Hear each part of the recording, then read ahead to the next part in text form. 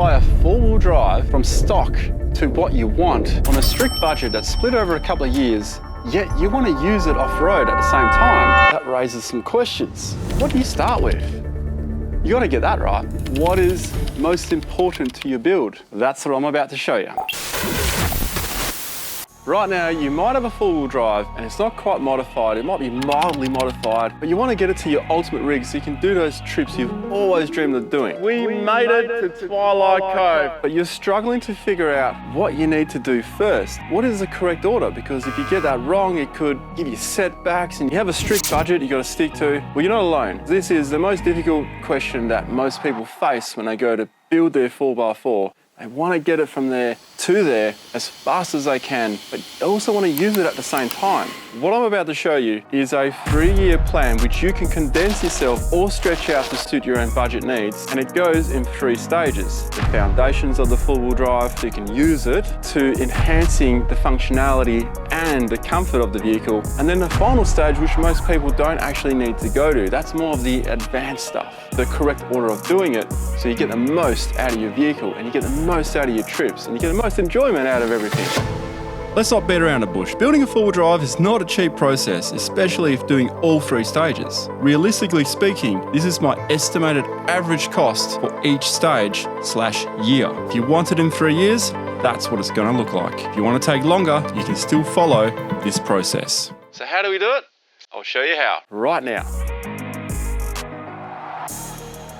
Let's begin with the foundations. This is the essential non-negotiables to your four-wheel drive. This will pave the way for everything else. Number 1 is suspension.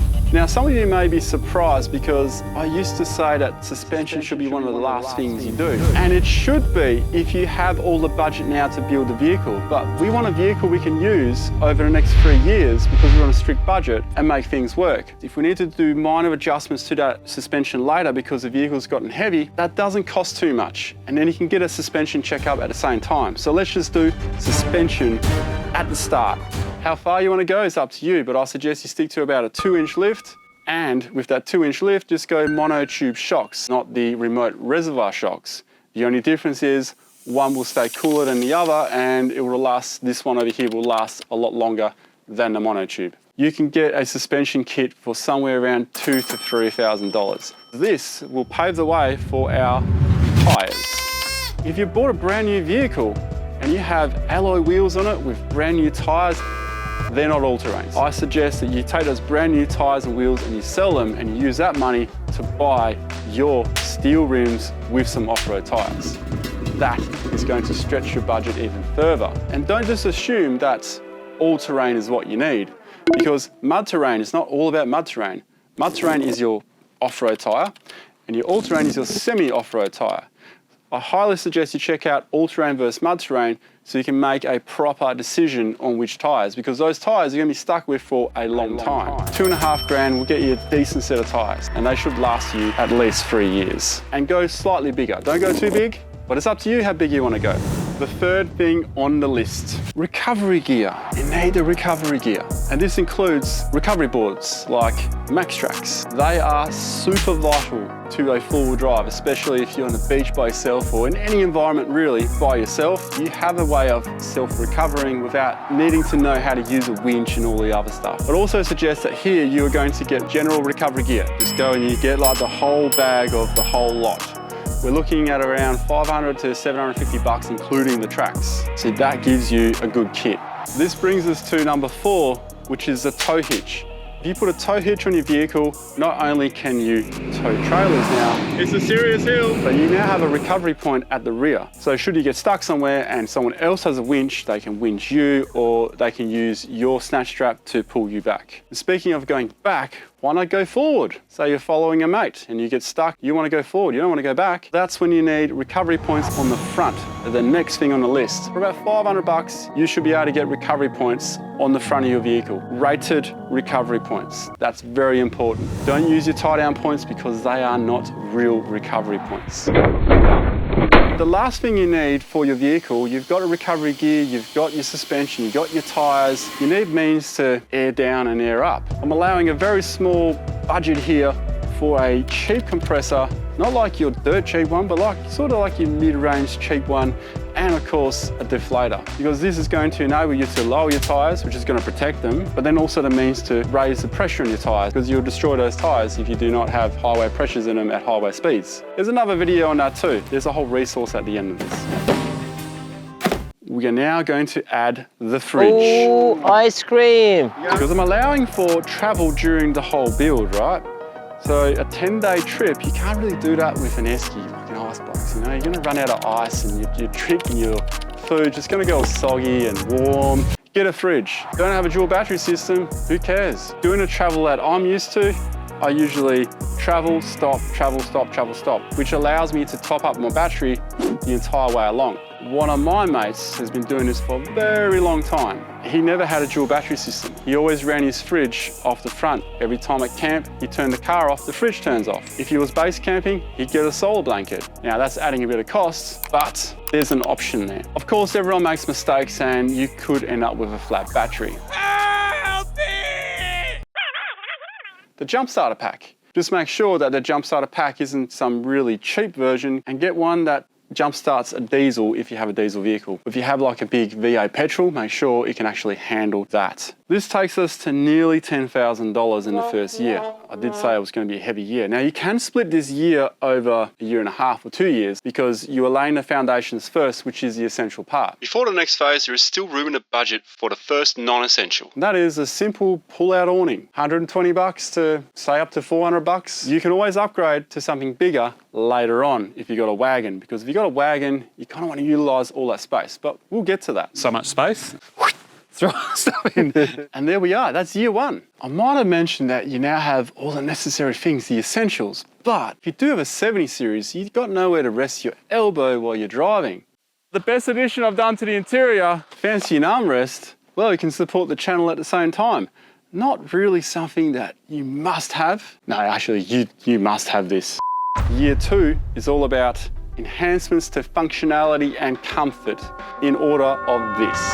Now, we're going to put a dual battery system into the vehicle. If you do one that's fixed to the vehicle, well, to do that on a budget, you're probably going to have to go AGM, but I don't suggest that. I suggest going with a portable solution, because then all you have to really do is run a wire from the front to the back and then have a DC-DC charger with your dual battery system, and now this lithium battery can power everything in the back, all your power needs. And it's isolated from the front, which means your fridge is running off the lithium battery now, which is going to last way longer, and you can run camp lights, whatever the hell you want, off that lithium portable battery, which means you can remove it. If you want to know more about dual battery systems, well, I've got a whole video on that too. There are a lot of hidden problems you can face by getting the wrong system. Ah yes, the bull bar, to protect your vehicle from animal strikes. The bar took the hit for the team. Protect your family while you're traveling out in the outback. It's also a great place you can mount other things, like say in future, if you want a winch, UHF. And some of you might be wondering, why didn't I have the bull bar in the first essential stage? I mean, in some instances it might be essential, but really you can just choose the time of day that you drive. It's usually at night, dawn and dusk. That's usually when most animal strikes happen. Get out of the way. Because at this stage, you don't have driving lights either. If you are going to be night driving, let's just whack them on the list. But if you're not, you may not need them. Maybe spend the money on camp lights or something like that. Staying true to enhancements and functionality, let's get rid of that cheap compressor. Store it at home, use it for your football or your soccer ball, and instead install a fixed mounted air compressor, like a decent one. You know the best part about this? This is hooked up to my lithium battery, so I do not need the vehicle running to pump my tyres up. That's pretty cool. And I'm allowing about $1,000 here. So you can get a good compressor. Now you're not waiting around, it's always in the car, it's always ready to go. You can mount it in the bonnet, you can mount it in the back, under the seat. Be a nice surprise for the passenger, especially if they're sleeping. And which battery do you hook that compressor up to? Well, you can do it to the back one or the front one, it doesn't really matter. You do it to the front one though, make sure the vehicle's running. You can now work on your storage solution in your vehicle. Whether that's going to be the boxes that you've been sticking with already, or a DIY drawer system, or a custom drawer system. Machine 4x4 full kitchen design. It's a bit hard to tell you what kind of budget you need here, but if you're going to buy something that's a full drawer setup, tourer setup, you'd be looking upwards of $3,000, you know. That's getting up there, but I'm allowing it about $2,000 here for a full storage solution. And included in that is a water solution. For example, in a ute, you might want to put your water tank up against the headboard and then your drawers in front of that, if you're going to have drawers, that is. Or you could have a nice hard cover on your ute. When it comes to a wagon, you may want to have just a set of drawers, maybe a fridge slide, add a table to the back door, things like that. That's from allowing the extra functionality and enhancements of your vehicle. We're edging towards $9,000, especially with this last modification, and that is UHF radio. If you're in Australia, that's what we call them here, but if you're overseas, you're likely calling it a CB radio, citizens band radio, so you can communicate between your convoy. Now, that's not to say that you already have been doing that in the first year of your whole build, because you could have just used a handheld, and I probably should have mentioned that at the start. So your handheld, put that aside in your vehicle, and that's your spotter's radio. If someone else needs to be spotted, or you need to be spotted, you can hand that to your passenger. They'll probably do this, straighten up. They can guide you through, because you now have your own radio fixed into the vehicle. And guess what? Because you've got your bull bar, you can put your antenna at the easiest spot at the front, or you could be a smart cookie and put it to the roof, like I prefer to do with my vehicles. But it takes a bit more work. So that is step 2 completed, and you still have $1,000 left. You could use that to get your camp lights, maybe increase your recovery gear because you don't have a winch yet, and that's where we go to the third and final year. If your partner hasn't chewed your ear off for spending all that money so far, we need to sell a 4-wheel drive and get a minivan. What? And you want to continue on making your vehicle into the advanced, the ultimate tourer now. The first thing we're going to do, if you like to remote travel, and if you are in, say, the western side of Australia, you will definitely need an extended fuel tank. Not only will you save on fuel, you're actually going to make the distance. If you are on the East Coast, don't really need an extended fuel tank. You can get away with just using the Jerry when you need it.